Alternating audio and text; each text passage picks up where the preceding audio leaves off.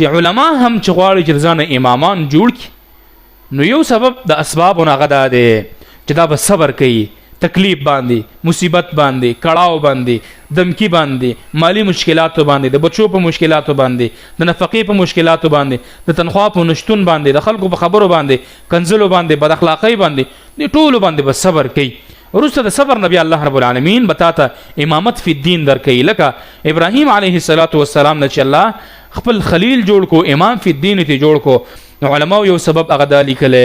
چې دې کې صبر ډېر زیات و دا صابر و په تکلیفونو باندې صبر تیر کو دومره صبر یې وکړو چې خپل قوم ورته واچو خپل قوم لګي را جمع کړو په میاشتو باندې دا یې ورته واچو د په ور باندې صبر وکړو الله ورته امر وکړو چې ښځه او بچی دې په دې بیابان کې پرېږدوه هغې پرېښودل د لیوانو مخې ته د هر څه مخې ته حفاظت کوونکې الله خو دې ته ویل چې دا کار وکړه هغې وکړه الله ورته امر وکړو چې بچی دې ذبحه کړه نو چاړې راواغسته بچي ته ویل چې ما داسې خوب لیدلی دی نو هغې بچي هم د غاړه کېښوده نو د بچي دا مرګ ډېر سخت دی په دې ټولو کارونو باندې صبر وکړه وروسته د صبر نه الله رب العالمین هغه نه امام فی الدین جوړ کړه نو موږ به هم صبر کوو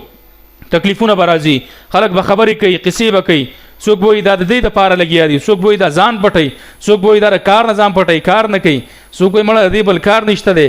او دا د قصې مېسې ټولې قصې به دپسې خلک کوي ودي تاسو پروا مه کوئ صبر به کوئ په دې باندې الله رب العالمین به بیا تاسو ته لارې کولاوي